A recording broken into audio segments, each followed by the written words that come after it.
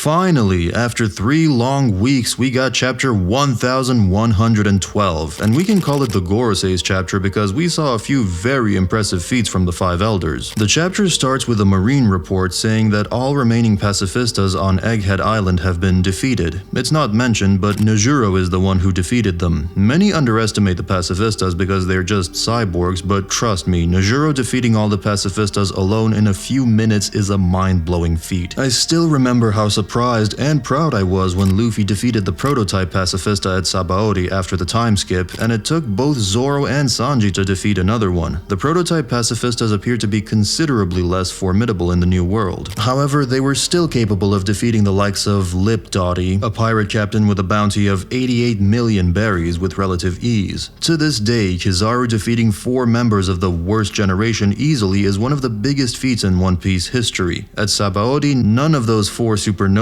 except Urouge could even damage the prototype pacifista. At Egghead, Sentomaru deployed 50 Mark III units, which are way stronger than prototype pacifistas. Let's say there are 50 characters that can defeat pirates with bounties around 100 million berries easily. Nusjuro defeated them alone in a few minutes. Mathematically, Nusjuro's accomplishment is at least 10 times better than Kizaru's actions at Sabaody. Even Nusjuro himself mentioned that pacifistas have enough power to destroy countries. The scene changes to the northeast coast. Frankie defeats Vice Admiral Red King. Bonnie turns Vice Admiral Pomsky into a kid and kicks him. Of course, Red King and Pomsky are not shown to be the strongest Vice Admirals, but it's still nice to see Frankie and Bonnie defeating ranked Marines. After all, it's a pretty good arc for Frankie, but I think it's already time for him to get armament hockey. In the laboratory, York leads Mars to the room with monitors where Vegapunk's message began to be broadcasted. Mars shoots a huge beam and destroys the room in an instant, but the broadcast does not stop. York explains that the real source of the broadcast is the newest version of the Denden Mushi created by Vegapunk called Haishin Denden Mushi, and that it's hidden somewhere else. In Japanese, Haishin means both live streaming and the truth. Mars plans to destroy the whole laboratory to eliminate this Denden Mushi, but York stops him, saying that the weapon development floor and the power plant are also here. The laboratory's destruction would destroy Punk Records too. I believe there is a reason why this fact was mentioned. Most likely the 5 elders and York would produce the Mother Flame in a power plant after the Straw Hats escaped from the island. We saw the true power of the Mother Flame. It could annihilate the island in seconds. Emu having another or a few chances of using it will be very dangerous for the One Piece world in the future. Mars senses a small voice coming from Punk Records. He thinks that it must be the new Denden Mushi and flies up towards there. He turns back to human form and walks inside. Him sensing a small voice is really interesting. Enel mentioned something similar back in Skypiea. Is this observation hockey, the voice of all things, or a devil fruit ability? I hope Oda reveals more information about this skill. It's revealed that only 1 minute is left before the broadcast. 9 minutes went way faster than I expected because of Oda's pacing, but I won't be surprised if he stretches this 1 minute for 10 chapters. Mars says that Vegapunk is out of luck,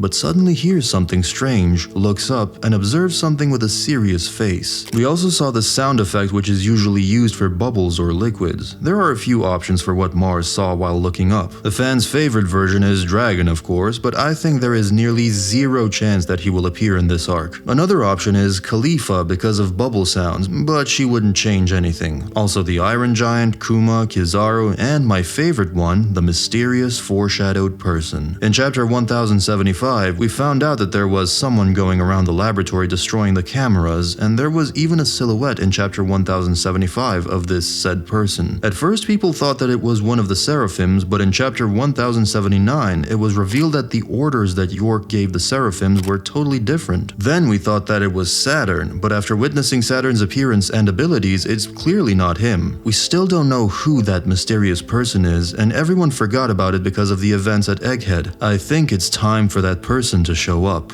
There was another bit of foreshadowing in this arc that went unnoticed until the recent chapters. Shaka talking with Dragon. It was intriguing, but somehow everyone forgot about that panel. However, after 50 chapters, we went back to that conversation. I believe the same thing will happen with this mysterious person, and he will be the one who will stop Mars from destroying the Denden Mushi. I like the Kizaru option as well. We have been waiting for him to turn kind and help the Straw Hats for the whole arc, and it did not happen, but there is still some time, and he will help a lot if he decides to fight the 5 elders, but my hopes are are not as high as 20 chapters ago, so it's still less likely for me. However, I don't want to believe that Kizaru's story ended that way. He seemed to be a very complex and interesting character, so I really hope Oda has better plans for him. What if it's not a character and Mars saw something surprising? Some suggest that it could be Vegapunk's brain that is held in a jar. That's why there were bubble sounds. We also saw Luffy in this chapter. Jupiter sucked air into his mouth with such force that Luffy, Dory, and Broggy couldn't move forward and they were pulled back. This ability is so powerful that it even reached ships outside the island. Luffy decided to kick an entire building to separate it from the ground and then threw it into Jupiter's mouth. He ran out of energy again and changed to Old Man Luffy. However, Broggy gave him Elbaf's special emergency food called Hakarl and helped Luffy to return to his normal form immediately. I don't think it's just some kind of magic food. It's connected to Nika's legend for sure. It's confirmed that the giants at Elbaf know about Nika, and I can't wait to find more information about Joy Boy, Luffy, and the Void Century. After Luffy restored his strength, he attacked Warcury with Gomu Gomu no Red Rock, but ended up hurting his own fist since Warcury's head was too tough. Luffy smashed Kaido with the same attack but could not do anything against Warcury. This could be the craziest feat of this arc. Kaido was known for his endurance and thick skin. It was not even barely mentioned that Warcury's strong aspect is his defense, but he straight up ignored the punch that seriously harmed Kaido severely. We haven't even seen the Gorosei's full strength and they are already monstrous. My favorite one though is of course Nusjuro. After defeating 50 pacifistas, he cut one of the giants down like it was nothing and appeared in front of Elbaf's ship.